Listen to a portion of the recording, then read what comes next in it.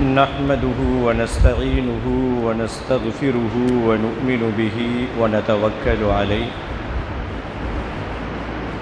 ونعوذ بالله من شرور أنفسنا وسيئات أعمالنا من يهده الله فلا مضل له ومن يضلل فلا هادي له وأشهد أن لا إله إلا الله وحده لا شريك له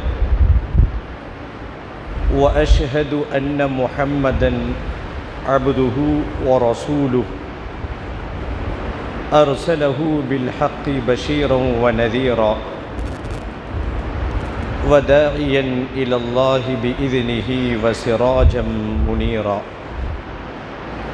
فقد قال الله تعالى في القرآن العظيم والفرقان المجيد أعوذ بالله من الشيطان الرجيم بسم الله الرحمن الرحيم يا أيها الناس اتقوا ربكم الذي خلقكم من نفس واحدة وخلق منها زوجها وبث منهما رجالا كثيرا ونساء واتقوا الله الذي تساءلون به والأرحام إن الله كان عليكم رقيبا يا أيها الذين آمنوا اتقوا الله حق تقاته ولا تموتن إلا وأنتم مسلمون يا أيها الذين آمنوا اتقوا الله وقولوا قولا سديدا يصلح لكم أعمالكم ويغفر لكم ذنوبكم ومن يطع الله ورسوله فقد فاز فوزا عظيما اللهم صل على محمد وعلى آل محمد كما صليت على إبراهيم وعلى آل إبراهيم إنك حميد مجيد اللهم بارك على محمد وعلى آل محمد كما باركت على إبراهيم وعلى آل إبراهيم إنك حميد مجيد رضيت بالله ربا وبالإسلام دينا وبمحمد صلى الله عليه وسلم نبيا எல்லா புகழும் புகழ்ச்சியும் ஏக இறைவனாகிய அல்லாஹு ஜல்லஷானு தாலா ஒருவனுக்கே உரித்தாகுக. ஸலவாத்தும் சலாமும் உயிருக்கு உயிரான உயிரிலும் மேலான ரஹ்மத்துல்லில் ஆலமீன் அகிலத்தின் அருட்கொடை அன்னலம் பெருமானார் ஸல்லல்லாஹு அலைஹி வஸல்லம் அவர்களின் மீதும் அன்னாரினுடைய குடும்பத்தார்கள் கிளையார்கள்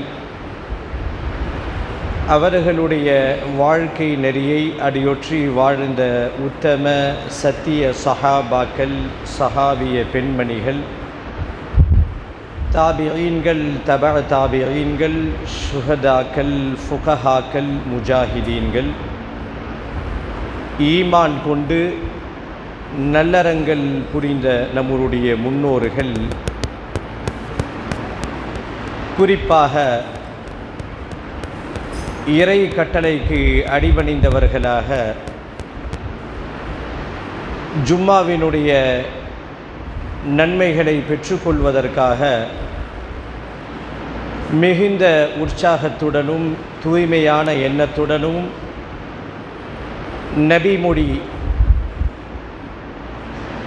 நபி வழிப்படி பள்ளிவாசலுக்குள் வந்து காணிக்கை தொழுகை 2 ரக்காத்தை தொழுதுவிட்டு பிரசங்கத்தை எதிர்பார்த்து செவிதாழ்த்தி கேட்டுக்கொண்டிருக்கக்கூடிய உங்கள் அனைவரின் மீதும் எல்லாம் வல்ல அல்லாஹுவின் அன்பும் அருளும் என்றும் நிலவட்டுமாக என்ற இனிய பிரார்த்தனையோடு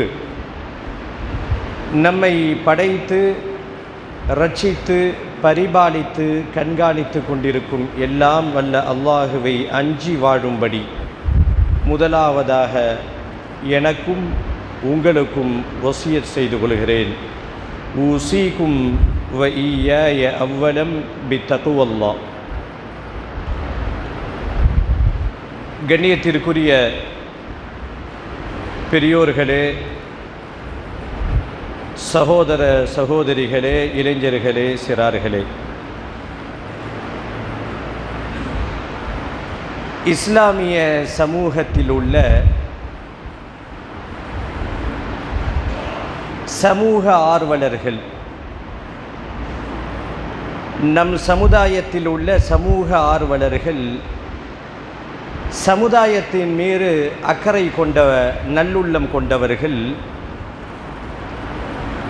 மக்கள் நலனுக்காக உடலாலும் பொருளாலும் பல நன்மையான காரியங்களை முன்னெடுத்து செய்து வருகிறார்கள் என்பதை உலகம் அறியும். மருத்துவ முகாம்கள் நடத்துவது, பள்ளி கல்லூரி மாணவ மாணவியருக்கான வழிகாட்டல் நிகழ்ச்சி நடத்துவது, தன்னம்பிக்கை நிகழ்ச்சி நடத்துவது, இரத்த தானம் முகாம் நடத்துவது, இப்படி நன்மையான காரியங்களை நம் சமுதாயத்தில் உள்ள சமூக ஆர்வலர்கள் தொடர்ச்சியாக செய்து வருவதை நாம் அறிவோம். எல்லோரினுடைய நோக்கம்தான் என்ன? தங்கள் உடலாலும் பொருளாலும் நிறைய செலவழித்து இது போன்ற நிகழ்வுகளை நம் சமுதாயத்தில் உள்ள சமூக ஆர்வலர்கள் ஏன் தொடர்ச்சியாக செய்து வருகிறார்கள்? என்ன நோக்கம்? இந்த சமூகத்தின் மீது அக்கறை உள்ள எல்லோரும் ஒரே எண்ணத்திலே ஒன்று சேர்கிறார்கள். இந்த சமுதாயத்தின் மீது அக்கறையுள்ள எல்லா எண்ணம் உள்ளவர்களும் ஒரே எண்ணங்களிலே ஒன்று சேர்கிறார்கள். அது என்ன எண்ணம்? அல் குரானிலே அல்லாஹ் கூறுவான், குன்தும் ஹைர உம்மா என்று. குரானினுடைய ஒரு வசனத்தினுடைய துவக்கம் இப்படி இருக்கும், குன்தும் ஹைர உம்மா, நீங்கள்தான் சிறந்த சமுதாயம் என்று அல்லாஹ் கூறுவான். இந்த சமூகத்தின் மீது அக்கறையுள்ளவர்களுடைய எல்லோருடைய எண்ணமும் ஒன்றே ஒன்றுதான், ஒரு சிறந்த சமுதாயத்தை கட்டமைக்க வேண்டும், ஒரு சிறந்த தலைமுறையை உருவாக்க வேண்டும் என்ற ஒரே எண்ணத்திலே எல்லா சமூக ஆர்வலர்களும் ஒரே கோட்டிலே ஒன்றிணைகிறார்கள். ஒரு சிறந்த சமுதாயத்தை கட்டமைப்பதற்கு என்ன தேவை? கண்களை கவரக்கூடிய அடுக்குமாடிகள் வீடுகள் மட்டும் ஒரு ஊரிலே நிறைந்திருந்தால் சமுதாயம் செழிக்குமா என்று பார்த்தால் இல்லை. எங்கள் ஊரில் இவர்கள் இருக்கிறார்கள் அவர்கள் இருக்கிறார்கள் என்று பெருமை பேசிக்கொள்வதன் மூலமாக ஒரு சமுதாயம் உயர்வு பெறுமா என்று பார்த்தால் இல்லை. ஒரு சிறந்த சமுதாயம் கட்டமைக்கப்பட வேண்டும் என்றால் அதற்கு நிறைய முன் தயாரிப்புகள் தேவைப்படுகிறது. அதில் மிக முக்கியமான ஒன்றுதான் இளைஞர்களை நெறிப்படுத்துவது. எந்த சமுதாயத்திலே இளைஞர்களுக்கு நன்னெறி போதிக்கப்பட்டு நல்லொழுக்கம் உள்ளவர்களாக கல்வியாளர்களாக எந்த சமுதாயத்தில் உள்ள இளைஞர்கள் உருவாகிறார்களோ அந்த சமுதாயம் மற்ற விஷயங்கள் பின்தங்கி இருந்தாலும் அவர்கள் சிகரத்தை நோக்கி செல்வார்கள். அதை யாரும் தடுக்கவே முடியாது. அதுதான் வரலாறு. ஒரு சமுதாயத்தினுடைய வளர்ச்சி சிறுவர்களில் தொடங்கி இளைஞர்களுடைய கையிலே இருக்கிறது என்பதுதான் நாம் இந்த நேரத்திலே தெரிந்து கொள்ள வேண்டிய மிக முக்கியமான ஒரு கருத்து. எந்த சமுதாயத்தில் இளைஞர்கள் சீரடைந்து போய் எந்த சமூகத்தில் இளைஞர்கள் பக்குவப்படுத்தப்படாமல் தான் தோன்றிகளாக உருவாகிறார்களோ அந்த சமுதாயத்தில் ஒட்டுமொத்த கோடீஸ்வரர்களில் பெரும் பகுதி அந்த சமுதாயத்தில் இருந்தால் கூட அவர்கள் வீழ்ச்சியை நோக்கி செல்வதை யாராலும் தடுக்க முடியாது. மொத்தத்தில் ஒரு சிறந்த சமுதாயம் கட்டமைக்கப்பட வேண்டும் என்று சொன்னால் அங்கே உள்ள இளைஞர்கள் நன்னெறிப்படுத்தப்பட்டு கல்வியாளர்களாக, ஒழுக்கமுள்ளவர்களாக அவர்கள் உருவாக வேண்டும். இந்த காரியத்தை யார் செய்வது? நம் எல்லோருக்கும் கடமை. யார் யாரெல்லாம் இந்த சமூகத்தின் மீது அக்கறை வைத்துள்ளார்களோ, என் சமூகம் சிறந்து விளங்க வேண்டும், என் சமூகம் தலை நிமிர்ந்து வாழ வேண்டும், யாரெல்லாம் எண்ணிக்கொண்டிருக்கிறார்களோ அத்தனை நபர்களுக்கும் இந்த பொறுப்பு உண்டு. முதல்ல இந்த மாற்றத்தை தங்கள் குடும்பங்களிலிருந்து துவங்க வேண்டும். குடும்பங்கள் மஹல்லாக்களில் பரவ வேண்டும். அந்த மஹல்லாக்களில் பரவ வேண்டிய வேலையை பள்ளிவாசல்கள் செய்ய வேண்டும். ஒவ்வொரு மஸ்ஜிதுகளும் ஒவ்வொரு பள்ளிவாசல்களும் வெறும் சுஜூதுகள் செய்வதற்கான இடம் மாத்திரமல்ல. ஒவ்வொரு பள்ளிவாசலும் நேரத்திற்கு பாங்கு சொல்லப்பட்டு விட்டு தொழுகை முடிந்தவுடன் மூடுவதற்காக உருவாக்கப்பட்டது அல்ல. ஒவ்வொரு பள்ளிவாசல்களும் இளைஞர்களுடைய பாசறையாக உருவாக்கப்பட்டது பெருமானார் அவர்களுடைய காலத்திலே. ஒவ்வொரு பள்ளிவாசலும் இளைஞர்கள் பாசறையை ஒவ்வொரு பள்ளிவாசலும் உருவாக்கப்பட வேண்டும். அதற்கான முன்னெடுப்புகளை பள்ளியினுடைய பொறுப்பாளர்கள் அவசியம் செய்தே ஆக வேண்டும். வெறும் குற்றச்சாட்டுகளை வீசுவதனால் எந்த பயனும் இல்லை. இன்றைக்கு இளைஞர்கள் சீரழிந்து போகிறார்கள், இன்றைக்கு இளைஞர்கள் ஒழுக்கம் இல்லாமல் வாழ்கிறார்கள் என்று குற்றச்சாட்டு சொல்வதினால் நாம் குற்றவாளிகளாக மாறுவோமே தவிர ஒரு மாற்றங்களை நம்மால் கொண்டு வந்து விட முடியாது. ஒரு மஹல்லா, ஒரு பள்ளிவாசல் வெறும் பாங்கு சொல்வதற்கும் தொழுகை நடத்துவதற்கும் மட்டுமல்ல, அந்த பள்ளிவாசலுடைய பொறுப்பாளர்கள் ஒட்டுமொத்த மஹல்லாவுக்கும் பொறுப்பாளர்கள், இமாமையும் சேர்த்து. இந்த மஹல்லாவிலே இந்த பள்ளிவாசலில் இருந்து தொடக்கூடியவர்கள், இந்த பள்ளிவாசலோடு தொடர்புடைய குடியிருப்பிலே வசிக்கக்கூடியவர்கள் எத்தனை இளைஞர்கள் இருக்கிறார்கள், அவர்கள் என்ன படித்திருக்கிறார்கள், அவருடைய நடவடிக்கை என்ன, அது ஆணாக இருந்தாலும் பெண்ணாக இருந்தாலும் சரி, அதை கண்காணிக்கக்கூடிய பொறுப்பு மஹல்லாவிடத்திலே உண்டு. ஏதோ வருஷத்துக்கு ஒரு தடவை சில செலவழித்து ஒரு பொதுக்கூட்டத்தை நடத்திவிட்டால் மாற்றங்கள் வந்து விடுமா என்று பார்த்தால் அது அணைகின்ற விளக்கை தூண்டுவதற்கு ஒரு சிறு துரும்பாக இருக்குமே தவிர இந்த பொறுப்பு மஹல்லாவிடத்திலே இருக்கிறது. நம்ம இடத்துல டேட்டா இருக்கணும். என் பையன் நன்றாக இருக்கிறான், அவன் ஒழுக்கமாக வாழ்கிறான் என்ற நிலை கடந்து இந்த மஹல்லாவில் இருக்கக்கூடிய இளைஞர்கள் நல்வழிப்படுத்தப்பட்டு சீராக பள்ளிவாசலுடன் தொடர்புடைய நிலையிலே அவர்கள் இருக்கிறார்களா, அவர்களுடைய நடவடிக்கைகளே மாற்றங்கள் இருக்கிறதா, அது பெண்ணாக இருந்தாலும் சரி ஆணாக இருந்தாலும் சரி, இந்த டேட்டாவை பள்ளியினுடைய பொறுப்பாளர்கள் நிச்சயமாக வைத்திருக்க வேண்டும். ஏதோ வருஷத்துக்கு ஒரு தடவை சதக்கத்துல் ஃபித்ர் என்ற பேரிலே கொண்டு போய் உதவிகள் செய்வது மாத்திரம் உதவிகள் அல்ல, அதுவும் ஒரு உதவிதான். நாம் செய்யக்கூடிய முதல் உதவி தடுமாறுகின்ற இளைஞர்களை நம்மால் முடிந்த அளவுக்கு நல்வழிப்படுத்தக்கூடிய கடமையும் பொறுப்பும் நமக்கு இருக்கிறது. அல்லாஹ் நாளை இதை பற்றியும் விசாரிப்பார். ரொம்ப டீப்பாக இந்த தலைப்புக்குள்ளே சொல்லணும்னு அவசியமே இல்லை. ஏன்னா ஜும்மாவினுடைய களம். இன்றைக்கு இளைஞர்களுடைய நிலையை சொல்லிக் கொள்கிற மாதிரி இருக்கா அப்படின்னு பார்த்தா நிச்சயமாக இல்லை. அதே நேரத்தில் அவர்களை மட்டமும் தட்டிவிட முடியாது. ஒரு 30 வருஷத்திற்கு முன்னாடி இருந்தக்கூடிய இளைஞர்கள், குறிப்பாக இன்றைக்கு முதியவர்களாக இருக்கக்கூடிய இளைஞர்களுடைய காலத்தில் தேடி போய் கெட்டு போகணும். நாம் தவறு செய்யணும்னா ஒரு காலத்தில் தேடி போக வேண்டும். இளைஞர்கள் அப்படித்தான் வாழ்ந்தார்கள். தேடி போய் கூட தப்பு செய்ய முடியாது. இன்றைக்கு உள்ள சவால்கள் என்ன? நம்மை நோக்கி அலை அலையாக குற்றங்கள் வந்து கொண்டே இருக்கிறது. நாம் திருந்தணும் என்று நினைத்தால் கூட நம்மை அழுத்துவதற்கு நம்மை சுற்றியும் அழுக்காறுகள் ஓடிக்கொண்டிருக்கிறது. இது ஒரு பெரிய சவால். 2G வந்தது, 3G வந்தது, 5G வந்தது, 4G வந்தது. எல்லா முசீபத்துகளும் வரத்தான் செய்யும். இன்னும் இதைவிட அதிக டெக்னாலஜி வரதான் செய்யும். ஒரு முஸ்லிமினுடைய பொறுப்பு என்ன? எல்லாவற்றிற்கும் மேலாக அவன் இறையச்சத்தை சுமந்து இந்த உலகத்திலே வாழ்கிறான். எத்தனை டெக்னாலஜியினுடைய உச்சத்திலே இந்த உலகமே ஆபாசத்திலே புரண்டு போனாலும் சரி,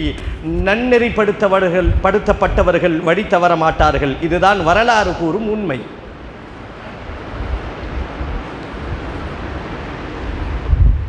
அல் குர்ஆனில்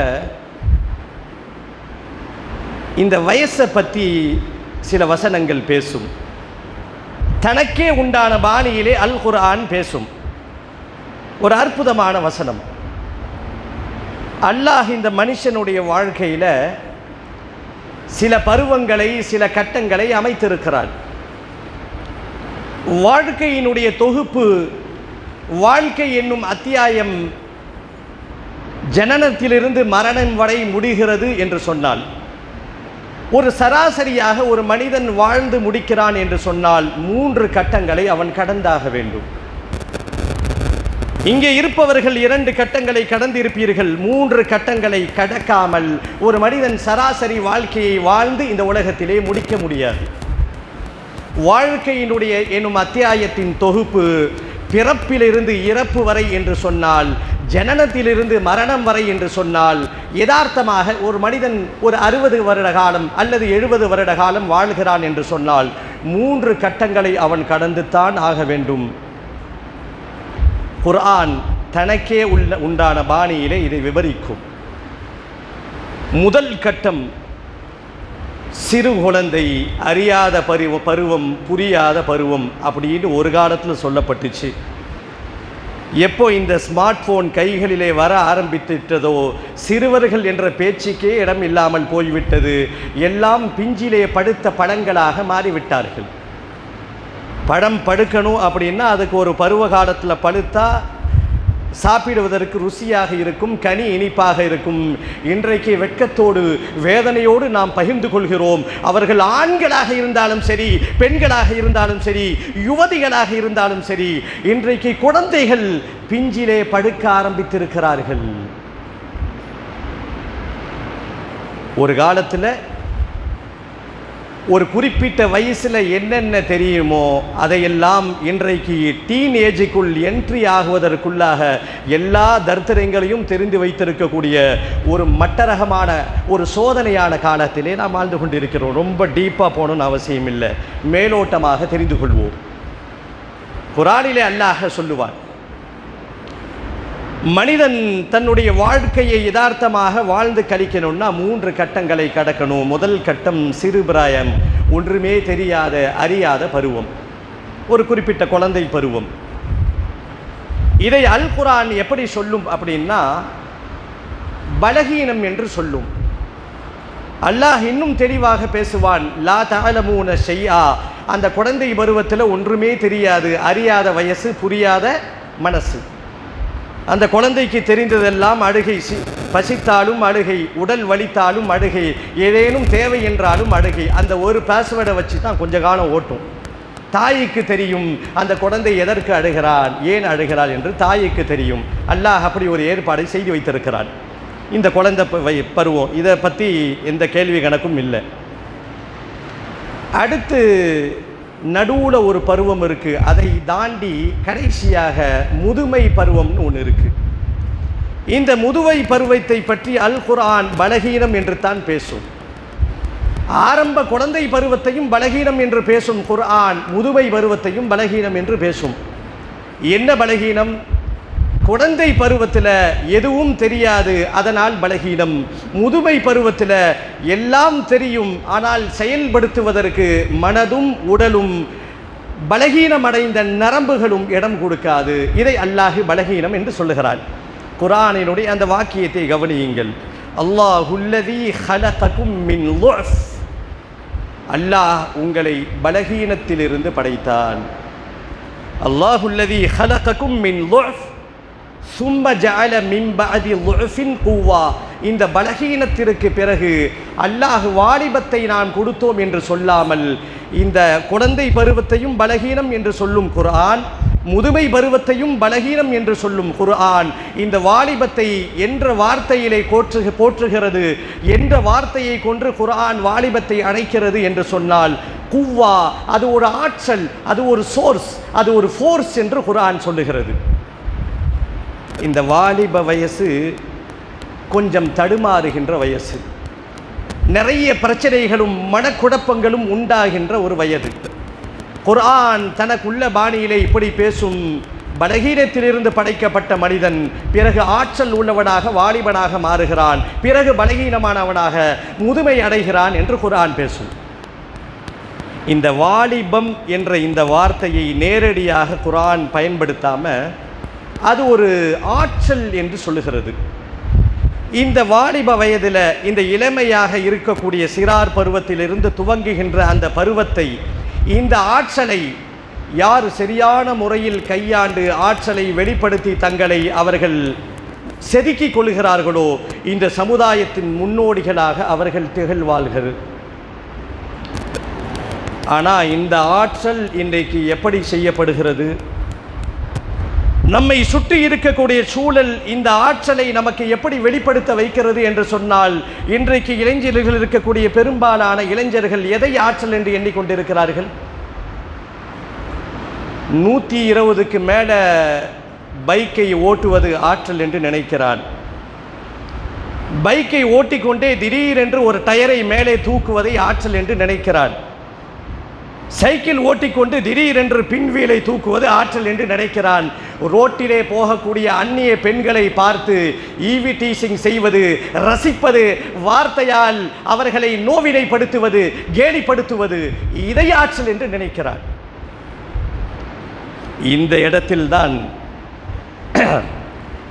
மற்ற இளைஞர்களுக்கும் இஸ்லாமிய இளைஞர்களுக்கும் வித்தியாசம் இருக்கிறது. ஒரு இஸ்லாமிய இளைஞன் கண்மூடித்தனமாக இந்த ஆற்றலை வெளிப்படுத்திக்க விட மாட்டான்.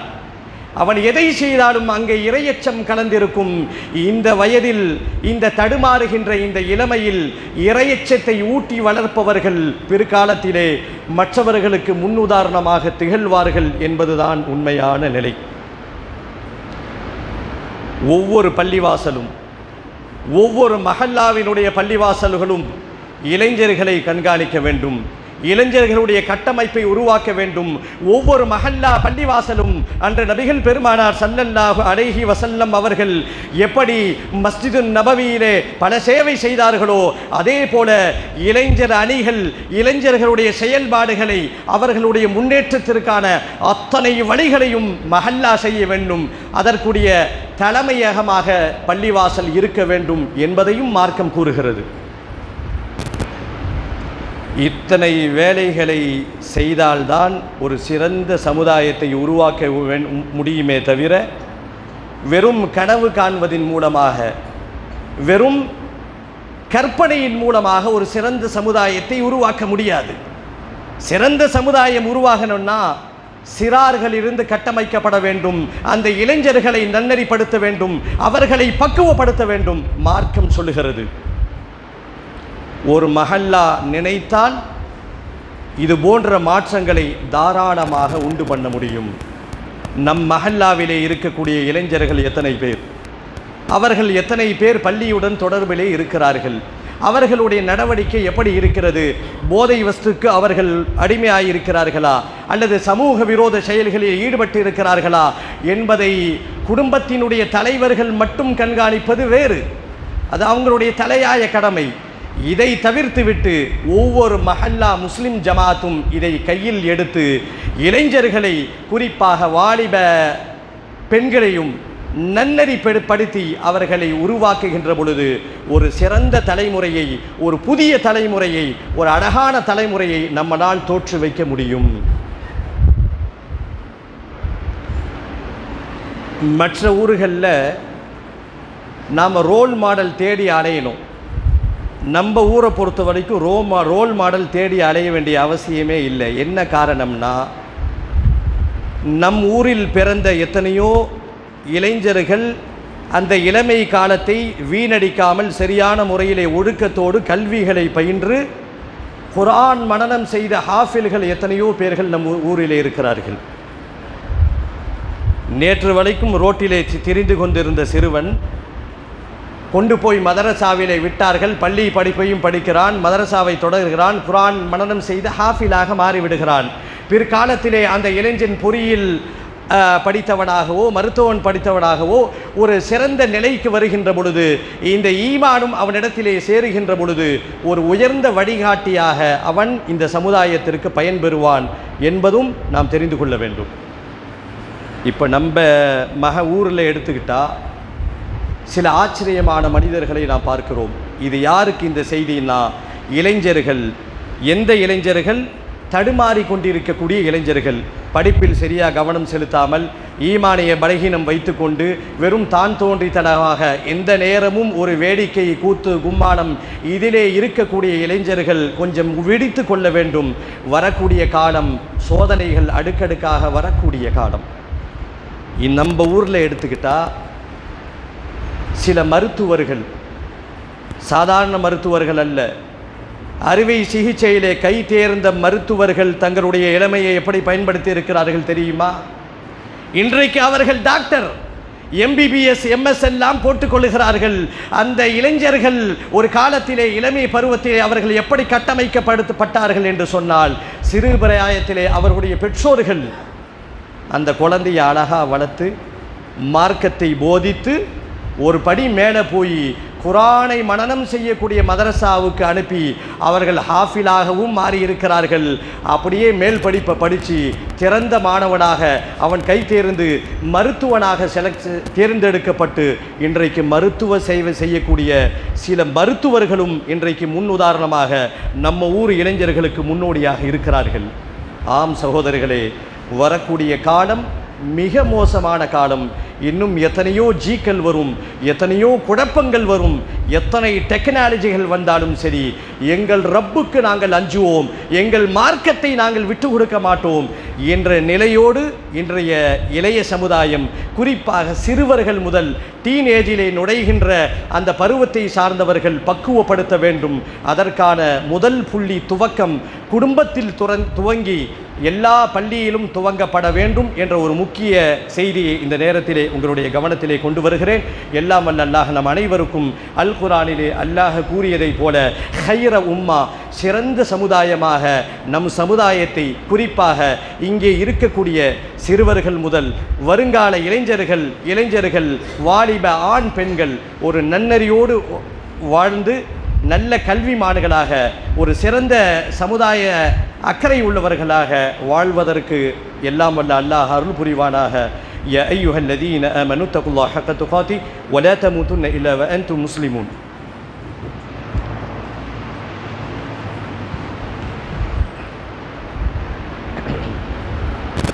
அல்ஹம்துலில்லாஹில்லதீ வகஃபா وسلام على عباده الذين اصطفى.